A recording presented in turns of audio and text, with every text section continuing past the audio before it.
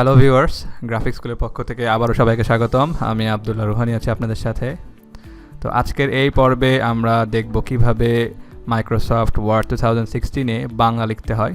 তো চলুন শুরু করা যাক। তো একটা জিনিস জানতে হবে, সেটি হলো মাইক্রোসফট ওয়ার্ডে বাংলা লেখার জন্য অবশ্যই আমাদেরকে বিজয় 52 যে সফটওয়্যারটি সেটি অবশ্যই ইনস্টল থাকতে হবে, তাছাড়া কিন্তু আমরা বাংলা লিখতে পারবো না। তো আমি আশা করতেছি আপনারা সবাই বিজয় 52 ইনস্টল করেছেন।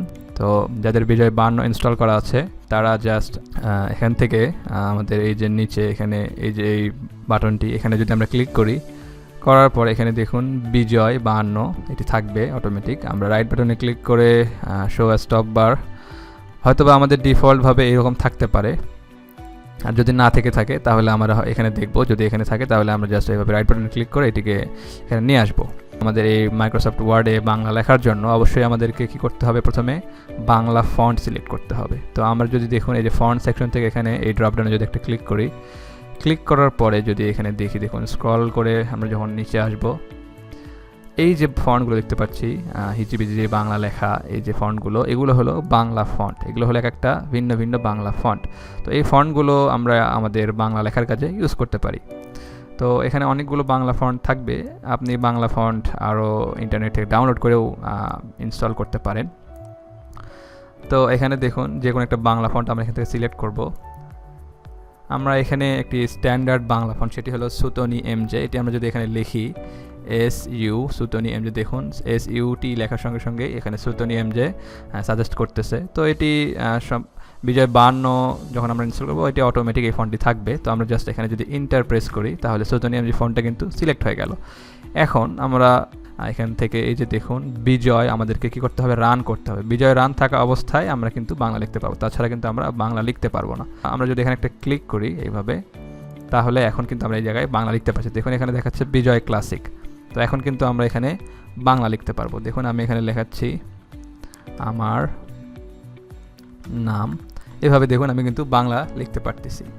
কিন্তু যদি আমাদের বিজয়টি এইভাবে ইংলিশ থাকতো, কিন্তু ফন্ট যদি বাংলা থাকতো, তাহলে কিন্তু আমরা এখানে চাইলেও কিন্তু বাংলা লিখতে পারতাম না। এই যে উল্টাপাল্টা বাংলা এইভাবে আসবে।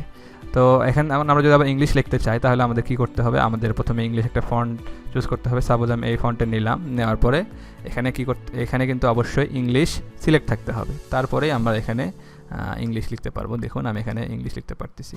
তো এইভাবে বাংলা লেখার জন্য প্রথমে আমাদেরকে বাংলা ফন্ট সিলেক্ট করতে হবে, এবং ইংলিশ লেখার জন্য ইংলিশ ফন্ট সিলেক্ট থাকতে হবে, এবং বাংলা লেখার জন্য অবশ্যই বিজয়টি রান থাকতে হবে। আমরা আরেকটি কাজ করতে পারি, আমরা এটিকে এভাবে হাইড রাখতে পারি। এখানে ক্লিক করলে ওটি হাইড হয়ে যাবে। এখন আমরা যদি বাংলা লিখতে চাই তো প্রথমে আমাদেরকে বাংলা একটা ফন্ট সিলেক্ট করতে হবে, এবং আমরা শর্টকাট কি ব্যবহার করেও আমরা বিজয়কে রান করতে পারি। সেটি হলো Ctrl-Alt-B। আমরা যদি কিবোর্ড থেকে Ctrl-Alt এবং B যদি চাপে প্রেস করি, দেখুন Ctrl-Alt-B প্রেস করার সঙ্গে সঙ্গে আমাদের বিজয়টি রান হবে। যদি আমরা এখানে দেখতে পাচ্ছি না, কিন্তু আমরা যদি এখানে লিখি, আবার লেখা ট্রাই করি, দেখুন দেখতে পাচ্ছি যে আমরা কিন্তু বাংলা লিখতে পারতেছি। আবার এভাবে আমরা বিজয় রান করে আমরা বাংলা লিখব।